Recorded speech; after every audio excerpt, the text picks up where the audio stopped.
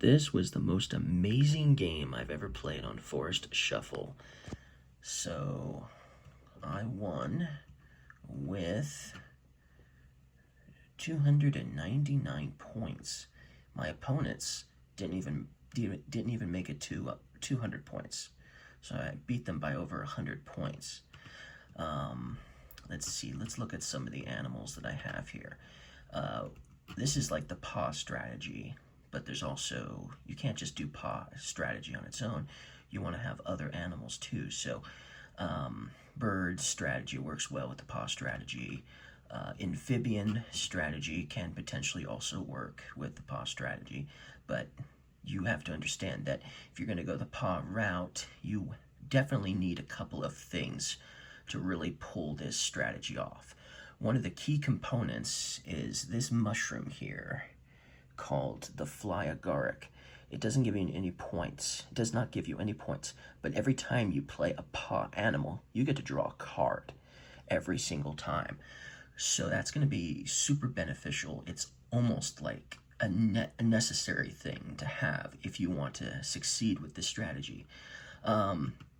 Another card, a couple of other cards that work well with the paw strategy is the stag beetle, because it gives you points based on the amount of paw animals you have. And since I have 13 different paw animals, the stag beetle gives me 13 points. But what's also really cool is they allow you to play a bird for free. Now, what's a good bird you could play for free? Well, the goshawk is a really good bird you could play for free. And considering how many birds I had, both of my goshawks scored me 24 points. But I did not play any of them for free. I instead only got to play a golden eagle for free, which each of my golden eagles gave me 15 points because they give you points based on the amount of amphibians you have and paw animals. That's why the amphibian and paw strategy works really well with the bird strategy too, because you kind of definitely want to have a golden eagle and a goshawk, or at least a golden eagle if you're going to go the paw route, as well as a stag beetle potentially. So those are just really good birds to have. And if you're going to go the bird strategy, I recommend the tawny owl is a good one to have, and the Eurasian jay is a good one to have, for instance, because you get an extra turn with that Eurasian jay. So those are the good birds that you want to obviously have with the paw strategy, with the bird strategy, I mean. But for the paw strategy, another good one to have is the fire salamander, because you get to play a paw animal for free. Now, this isn't the only card that lets you play a paw animal for free, but if you want to score well with the golden eagle, the fire salamander is your best bet because it'll help with the paw strategy. Another good essential card for the paw strategy is going to be the mole. This allows you to immediately play any number of cards by paying their cost. So those animals that don't cost anything are really excellent with the mole. So, and it's a paw animal too, so that's awesome, right? But the main thing about the paw strategy is there's one type of animal or two types of animals that really makes this strategy just amazing, and that is this guy, the European hare. Now, they are free to play, but they don't give you very many points on their own. But as you'll notice, they did give me some points. I got 8 points thanks to my European hares, so that's something, because they get 1 point per European hare. So that's great. I had 4. I had more than 4, but I had 8 apparently altogether. So this is like one of the best ones to have for the paw strategy.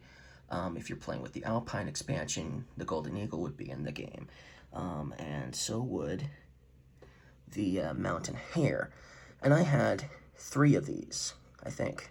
Yeah, I had 5 of the European hares, and I had 3 of these mountain hares, and that's why I got 8 points for the hares. Now, that's not a lot of points for 8 animals. Definitely not. However, that's why this is where the red fox comes in. Here we go. So the red fox gives you 2 points for every hare. Mountain hare or European hare, it does not matter. You get 2 points for it, so that's awesome. And you'll notice this red fox gave me 16 points because I had 8 hares, which is awesome. But I didn't have just one red fox. I had 3 of them. So that's why I got so many points. I got so many points thanks to my foxes, for sure. And I got to draw a lot of cards thanks to my foxes and thanks to my hares, because the thing about the red fox is you get to draw a card for every European hare you have. So if you manage to play a few hares before you play this fox, then you could draw a few cards just for playing one red fox. And I was drawing tons of cards thanks to this strategy. But I was also drawing a card every time I played a hare because I did have this fly agaric played at the beginning of the game, right after I played a tree practically. And that's what makes this strategy so amazing, for sure. I didn't get very many other mammals in here. I didn't get, I did get the raccoon to help me out a little bit, but I didn't get like, and the mole obviously, but I didn't get like the European badger or the beech marten, which would have been nice too, especially with all of these completed trees. I had 1, 2, 3, 4 completed trees. So the beech marten would have gotten me 20 points if I had at least one of them. But I didn't have that. Oh well. Still, that's the paw strategy, and I got 299 points thanks to this beautiful strategy. And every card was utilized, as you saw, as I talked about. But yeah, I mean, yeah, you'll see this? 0. There were no cards left in the deck. The last winter card was literally the last card. So that's why I was able to play all of these cards so easily. So thank you guys for watching. See you guys again next time.